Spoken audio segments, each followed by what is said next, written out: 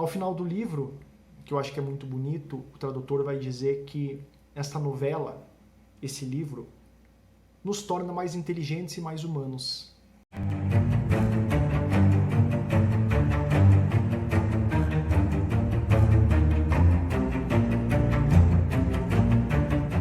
Fala pessoal, tudo bem?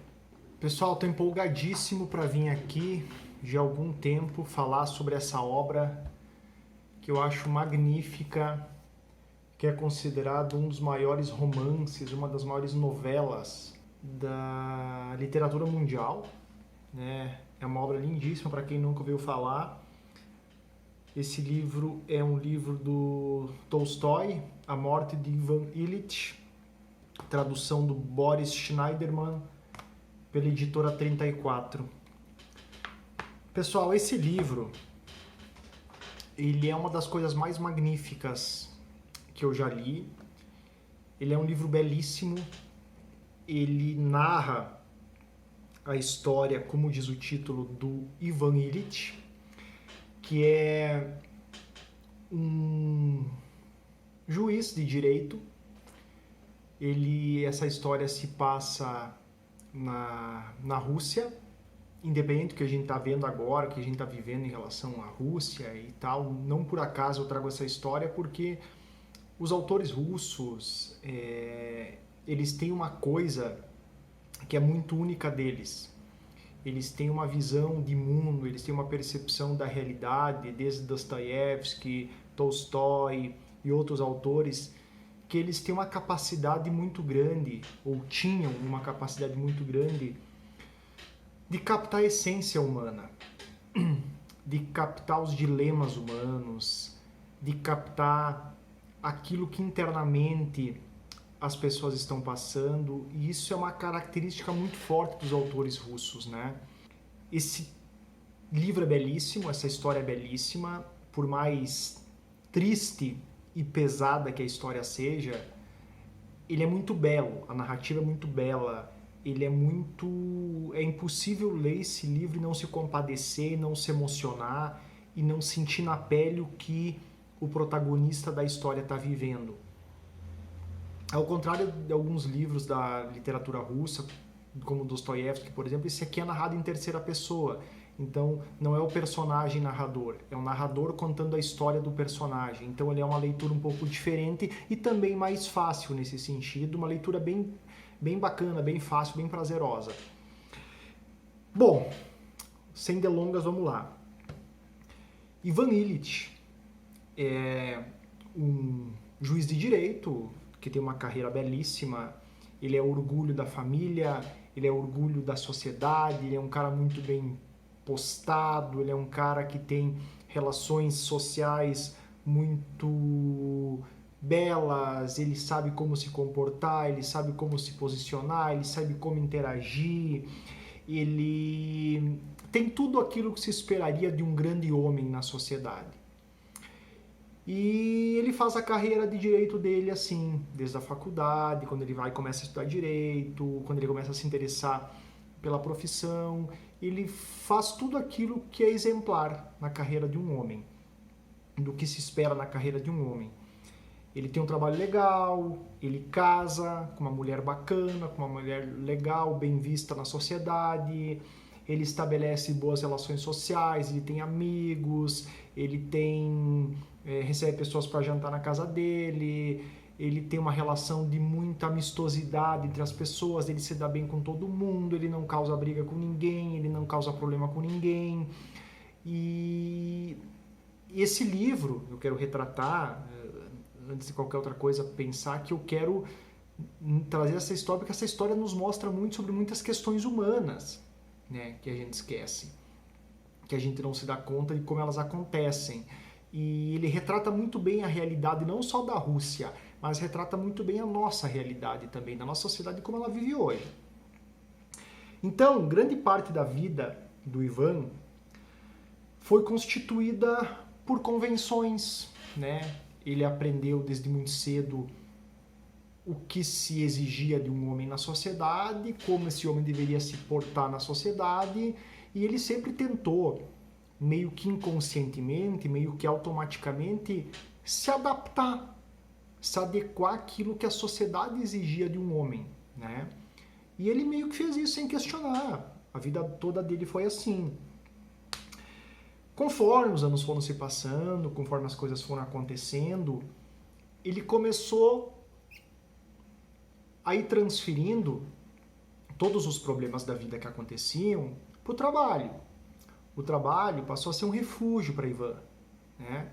Qualquer problema que acontecia na família, com a esposa, fora do cunho profissional, ele tendia a ignorar e depositar tudo aquilo no trabalho, fugir das questões do dia a dia para o trabalho. O trabalho passou a ser um alicerce de sustentação para a vida dele, né?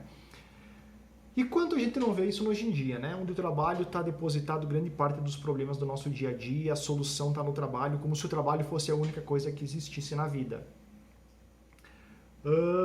Após um tempo, ele resolveu se mudar com a família para buscar a paz que ele tanto necessitava, para buscar uma vida mais tranquila, para ter uma vida um pouco mais decente.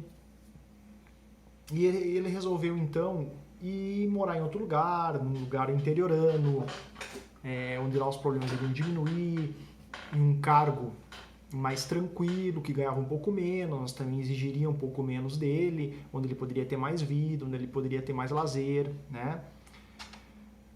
Porém, conforme a vida foi ganhando um espaço maior de tempo, ele foi percebendo que juntamente com isso começaram a vir o tédio, havia angústia, ele não sabia mais o que fazer com aquele espaço de tempo que vinha surgindo na vida dele, e ele resolveu que ele precisaria buscar novas posições na carreira e retomar e preencher aquele espaço que estava faltando na vida dele, que estava vago.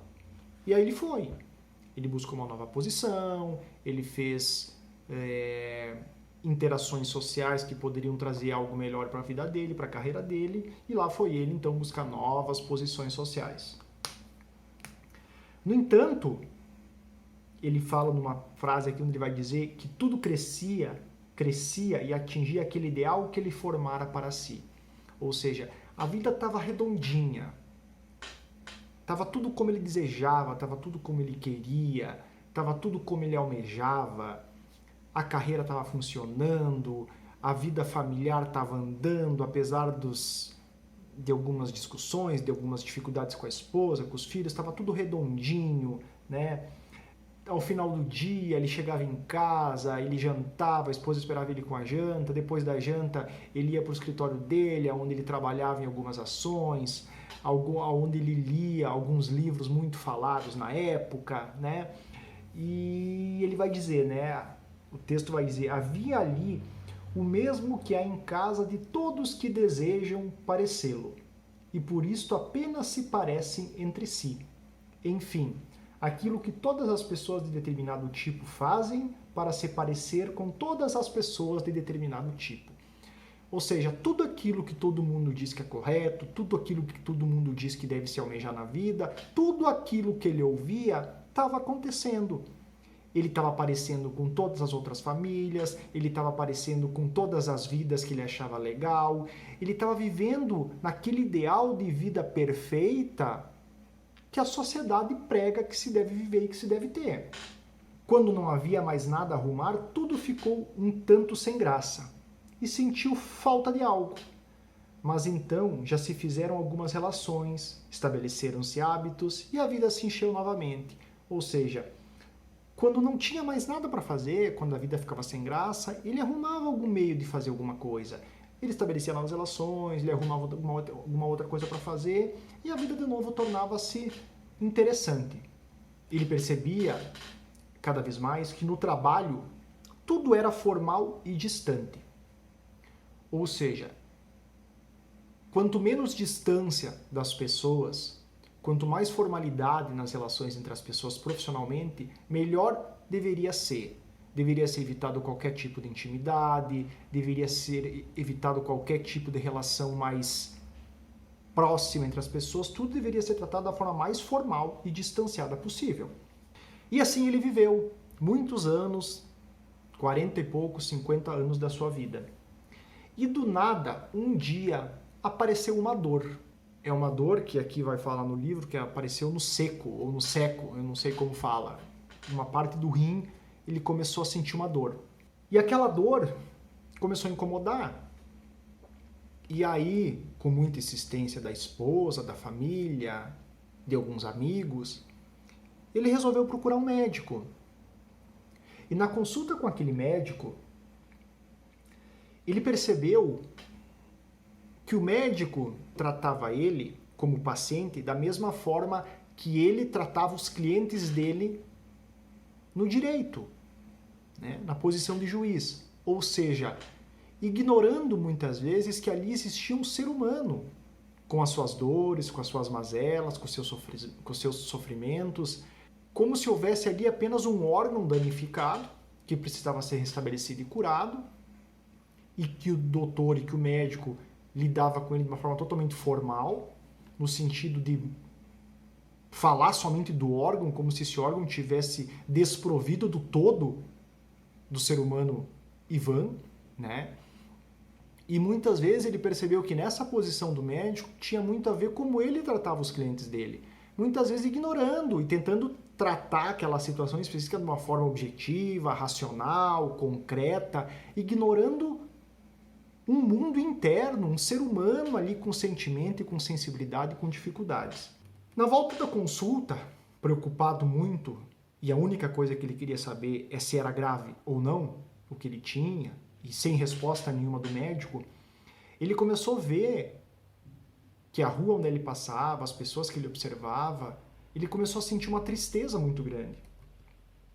Tudo lhe pareceu triste e sem sentido de uma hora para outra.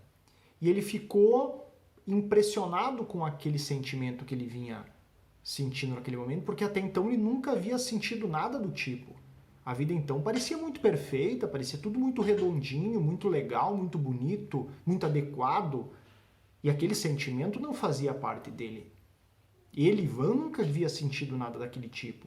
E aí, a partir de então, a vida dele começa a ter uma transformação. Tudo que até então girava profissionalmente, em buscar aquilo que a sociedade dizia que era o melhor, em ter uma carreira legal, em ter uma posição de vida legal, em conquistar coisas materiais legais, tudo aquilo parou de uma hora para outra a fazer sentido. E a única preocupação dele era a sua doença.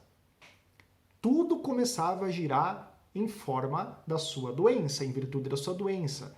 O livro narra de uma forma belíssima todas essas passagens, e ele vai falar numa parte lá justamente de que quando ele ouvia pessoas conversando sobre alguma doença, toda a atenção dele se voltava para essa situação, né?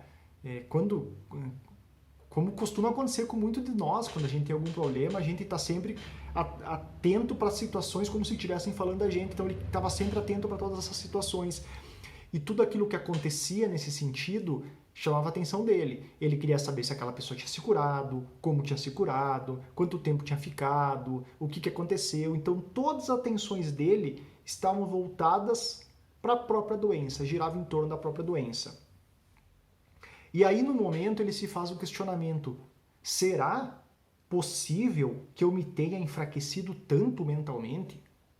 Ou seja, eu, tão forte, tão decidido, tão objetivo, tão concreto, como de uma hora para outra passei a pensar só em doença? Será que eu fiquei tão fraco?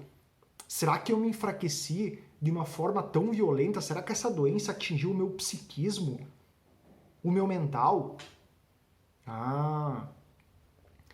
Aí Ivan vai começando a se dar conta da própria fragilidade. Ele vai começando a se dar conta do próprio desamparo humano.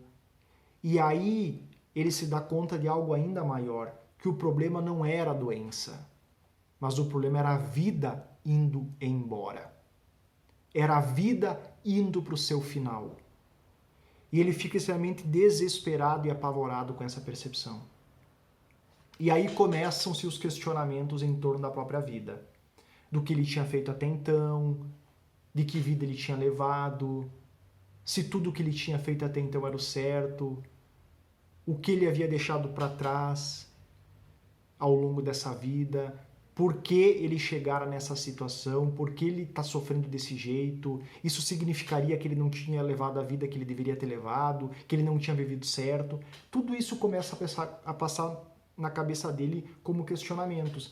E esse, pessoal, são questionamentos que a gente vê muito, quem já trabalhou, como eu, em setores de oncologia, por exemplo, em hospitais, com pacientes terminais, ver esses mesmos questionamentos, essas mesmas preocupações com as pessoas em seu leito de morte, de questionamento sobre a vida, de entendimento sobre o que vale a pena viver nessa vida. A morte traz uma sabedoria muito grande nesse sentido. Só que juntamente com isso, Ivan começa num processo de negação, porque conforme ele vai percebendo e vai pensando sobre o que de fato vale a pena nessa vida, ele também começa a negar esses questionamentos. Como ele mesmo diz para si, ele diz assim, não, isso é muito dolorido pensar nisso. Não tem como pensar nisso, a dor é muito grande pensar nisso. O problema é que a doença dele, a dor, não só física da doença, mas a dor moral, como ele vai chamar, a dor moral de ter que se deparar com essas realidades, vai trazendo um sofrimento muito grande para Ivan. E não só isso, porque ao tentar negar esses pensamentos, a dor física que ele sente no rim não permita com que ele negue, porque a dor está sempre lembrando ele da própria condição de fragilidade dele. E aí ele entra num dilema, num embate, porque ele começa a sofrer muito por conta de tudo isso. E aí ele começa a se dar conta que não havia mais nada o que se fazer, a não ser encarar a morte de frente, a dor de frente. Ele não tinha como negar, ele precisava encarar e olhar para essa dor, para o seu fim, constantemente, porque ele não tinha como escapar disso. Ele começava a perceber coisa que deixava ele muito em sofrimento, muito angustiado, e ele começava a perceber a hipocrisia do mundo ao redor dele. Ele começava a perceber que a esposa, no fundo, estava se sentindo não tão preocupada com a situação dele, mas estava sentindo que, no fundo, a vida dela havia paralisado junto com a doença dele. E, no fundo, todas as preocupações que ela depositava em torno da situação dele, no fundo, eram preocupações do tipo: quando eu vou me livrar desses problemas todos? Quando a minha vida vai voltar ao normal? Quando, no fundo, esse cara vai morrer e vai me permitir viver de novo? E ele começava a se deparar com essas hipocrisias, ninguém falava sobre a morte, os médicos não diziam que ele estava indo no fim da vida, que ele estava indo para o fim da vida, mas ele sentia que ele estava indo para o fim da vida. A família, a mulher, os filhos, ninguém tocava no assunto, todos lidavam com ele como se o grande problema fosse ele, no sentido de que, ele não está tomando o remédio certo, doutor, olha só como ele não se ajuda, olha só como ele não se puxa para se curar. E ele ficava indignado, porque aquilo não era verdade, né? Eles tentavam lidar com ele de uma forma totalmente formal, superficial, e que começava a trazer ainda mais sofrimento para ele ao se deparar com essas situações e ao perceber tudo isso. E aí, do nada, né, ele acaba tendo um único gesto de humanidade na vida dele, que foi um mordomo chamado Gerassim, né, ou Gerassim, que era o único gesto que vinha desse mordomo de honestidade e de verdade que ele sentia ao redor dele. E ele começa a se dar conta na relação com esse mordomo que não media esforços para estar ali cuidando dele, que não media esforços para falar com a morte, falar da morte com ele, que não fazia de conta que ele não estava sofrendo, que não fazia de conta que a vida dele estava acabando, que tinha verdade nessa relação com esse mordomo. E ele começa a se dar conta, a partir de então, que, no fim, o que faz toda a vida humana valer a pena é encontrar pessoas na vida que se pode ter algum tipo de relação honesta e verdadeira, aonde de fato o que ele mais queria naquele momento, ele não tinha da família, que ele mesmo diz aqui, que é ser tratado como uma criança. Ele queria um beijo, ele queria um abraço, ele queria um carinho, ele queria poder chorar, poder conversar sobre a morte, né? E com esse mordomo ele conseguiu isso. O mordomo simplesmente ficava ali com ele, às vezes levantando as pernas dele para o alto para ele sentir menos dor, às vezes pegando ele, segurando ele para trocar de roupa, limpando a própria sujeira dele quando ele não conseguia mais ir no banheiro e fazendo aquilo de uma forma tão humilde, tão desprovida de qualquer interesse particular, que ele consegue sobreviver a todo esse sofrimento justamente pela relação com esse mordomo. E ele vai narrar trechos belíssimos dessa relação com esse mordomo no livro, porque ele vai mostrar que a gente está tão acostumado, o mundo lá fora está tão acostumado a moldar a gente em relações superficiais, em relações de formalidade, que é tão difícil para a gente perceber isso, que mesmo numa situação de morte como ele estava vivendo, era difícil para ele se livrar disso.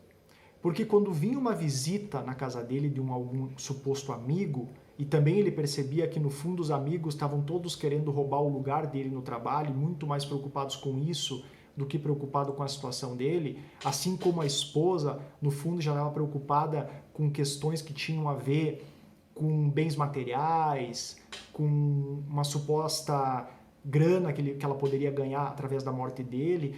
E quanto disso a gente não vê na sociedade aí fora, né, pessoal? Famílias que parecem sofrer tanto a morte do ente querido, mas que no fundo ficam brigando somente por questões de interesse, quando no fundo, depois que a pessoa morre, as pessoas criam umas relações de rivalidade em função daquilo que ficou daquela pessoa, ou seja, tudo por interesse, tudo por hipocrisia, tudo visando interesses secundários que não dizem respeito àquela pessoa de fato. Então, ele começa a dizer que quando ele recebe a visita desses amigos, por exemplo, nessas visitações, acaba que os amigos não conseguem se conectar com ele, assim como uma mulher não consegue e falar da dor e do sofrimento dele, mas falam do trabalho, falam de alguma situação do mundo externo, e que ele acaba, nesse sentido, emitindo opiniões e entrando nesse jogo, porque ele está tão acostumado também a essa vida hipócrita socialmente que ele não consegue se conectar com ele. Então, como ele desmascara isso no livro, como ele mostra isso no livro, que todos nós vivemos em sociedade, esse tipo de situação, é bonito, é dolorido ao mesmo tempo, é do impacto, de uma força, de uma potência, essa ideia, e como a gente vai acompanhando o final da vida dele, junto com a narrativa do livro, né? Ao final, ele começa já se dá conta que grande parte dos gemidos dele, do sofrimento dele, não é pela dor física, mas por essa dor moral, por essa dor de começar a presenciar e de a verdade se escancarando frente aos olhos dele, da vida que ele escolheu para ele, de como ele viveu até então, da família que ele teve. E quando outro dia ele acorda e vê os filhos e a mulher na frente dele, ele fica ainda mais bravo e irritado com ele e com eles por ter percebido que tudo aquilo que ele tinha vivido até então era uma grande farsa, era um grande faz de conta, né? Então os gemidos eram misturados essa dor física com essa dor de perceber todas essas situações, né? E mais, né? Apesar de todo esse sofrimento, perceber que as pessoas ao redor dele, mesmo percebendo que ele estava morrendo, ainda mostravam uma perversidade absurda de se preocuparem com elas próprias, ao invés de se preocupar com ele e com a morte dele. Isso que mais espantou e fez ele sofrer essa percepção da perversidade do ser humano, quando ele começou a se dar conta dessas coisas. Que tem uma cena que é narrada, por exemplo, quando o médico entra para atender ele, todo feliz da vida, né? Como uma carapaça já que faz parte da posição daquele médico, que, ou seja, tá sempre bem, tá sempre feliz, tá sempre falando sobre um monte de coisa, independente de ter em sua frente um moribundo, um cara que tá indo pro final da vida. E aí ele entra e alguns minutos depois entra a esposa no quarto, se desculpando, dizendo que ela já tinha acordado, mas que ela não ouviu o médico, que o mordomo não avisou que o médico já estava lá, que jamais ela iria deixar de ter levantado, soubesse que ele estava... Ou seja, toda essa desculpa esfarrapada, hipócrita, mentirosa de quem quer fazer de conta que se preocupa e de fato não está preocupado porcaria nenhuma, né? E a partir daí ele começa a sentir muita pena de si mesmo, ele começa a se dar conta da própria vulnerabilidade, e quando ele começa a se perceber isso, tem uma cena onde ele se desmancha e se desmonta em lágrimas, quando ele percebe que ele não era nada, né? Afinal, tudo aquilo que ele tinha vivido até então era nada. E é muito tocante, é muito emocionante essa parte do livro, quando ele vai narrar essa situação. Começa a se dar conta, né, que quanto mais longe da infância e quanto mais perto do presente, tanto mais insignificante e duvidosas eram as alegrias. Ou seja, ele começa a rememorar a vida dele como um todo e ele não encontra motivos para se alegrar, ele não encontra motivos para se orgulhar. As únicas lembranças positivas e bonitas são lá da infância, lá para trás, né? E isso também faz com que ele vá sofrendo muito. Ele começa a se questionar, ele vai pedir, será que eu não vivera como deveria? E aí ele diz, né, eu não devo pensar nisso, é doloroso demais, como uma negação daquilo que ele já tinha concluído, daquilo que ele já tinha conseguido se dar conta. Só que a negação não consegue mais fazer efeito nessa posição, né? Nos últimos momentos, nessa mistura de raiva, de ódio, de ressentimento, de indignação, ele começa a sentir a morte chegar perto. Instantes antes da morte, ele começa a sentir um alívio e uma compaixão pelo mundo inteiro. O sofrimento vai embora, a dor vai embora, a indignação vai embora, e ele sente uma alegria. E ele percebe que essa alegria é porque no fim a morte estaria pondo fim numa vida falsa, numa vida de faz de conta, numa vida que não teve nada dele. E aí ele sentiu essa alegria e essa compaixão de poder estar se despedindo dessa vida. Ao final do livro, que eu acho que é muito bonito, o tradutor vai dizer que esta novela, esse livro, nos torna mais inteligentes e mais humanos, porque a gente vai se dando conta, diante da leitura desse livro, do que realmente importa. E aí eu conto para vocês que ontem mesmo, quando eu estava indo correr, eu passei aqui, próximo, na frente de uma funerária, e eu me deparei com uma moça sentada num banco, com um pacotinho de comida, pão de queijo, salgados, e ela colocava um fone de ouvido. E quando eu olhei para ela, eu vi lágrimas escorrendo do rosto dela. E naquele mesmo momento, eu lembrei do livro, e eu imaginei que essa moça deveria estar ali na funerária, se despedindo de alguém querido para ela, ou no hospital, que é próximo ali, se despedindo de alguém que poderia estar muito mal, inocentemente comendo o salgado dela na praça, sentada no banco, com fone de ouvido e chorando.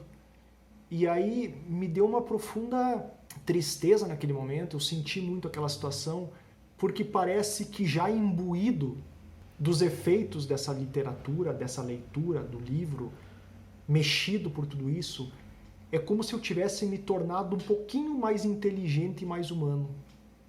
De ter percebido uma situação que poderia me passar batido, mas sob efeito da experiência desse livro e dessa história lindíssima, que tem o poder de captar, que tem o poder de mostrar pra gente, sem precisar viver essa situação, mostrar essa situação sem precisar viver essa situação, tem esse poder, essa história, parece que é uma experiência, né? É uma leitura que traz uma certa experiência no nosso corpo, transforma, muda, e eu achei interessante compartilhar isso aqui nesse momento também. Na tradução, né, o tradutor do livro, que é o Boris, ele vai dizer que também que essa história é a história de um homem que nunca teve nada que era seu, né? Que essa também poderia ter sido uma percepção do personagem ao final, de que a alegria pelo fim da vida é se dar conta de que é o fim de uma vida que nunca foi sua. É o fim de uma vida que nunca foi por ele destinada. É o fim de uma vida que nunca foi por ele escolhida. É uma vida que foi vivida em função de algo, alguém. E, para finalizar, o encontro dele com esse mordomo, no fim mostra aquilo que os grandes sábios e que as grandes mentes já perceberam há milênios de anos, que a essência da vida a gente não aprende com as pessoas mais inteligentes, com as pessoas mais cultas, com as pessoas mais bem formadas, com as pessoas mais bem empregadas, com os melhores profissionais. Assim como Ivan Illich, a essência da vida a gente aprende com o mais simples dos homens, com as pessoas mais humildes, com as pessoas mais sinceras, com as pessoas mais verdadeiras, com as pessoas que têm uma abertura para o outro, com as pessoas que não estão focadas e centradas sempre em si mesmas, com aquelas pessoas que entenderam que viver, ou que para viver, é preciso estabelecer relações sociais, é preciso enxergar o outro como alguém que faz parte de mim, é preciso enxergar o outro como se o outro fosse eu, é preciso enxergar o outro como outro que precisa de mim, como outro vulnerável, como um desamparado, como alguém sofrido que não consegue sobreviver na vida sozinho. Certo, pessoal? A Morte de Ivan Illich. Leiam, vocês não vão se arrepender. Leiam esse livro. O vídeo ficou longo, eu sei, não teria como ser diferente.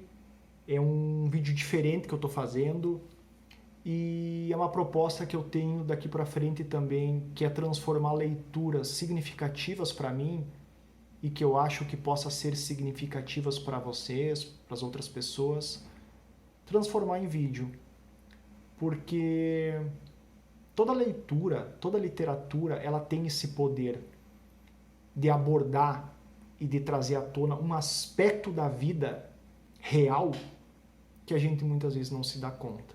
Compartilhe o vídeo, curtam o vídeo, espalhe esse vídeo, dissemine esse vídeo pelas redes sociais, que eu acho que ele pode ser bem interessante para bastante pessoas, para bastante gente. Tá? Um abraço, obrigado e até uma próxima.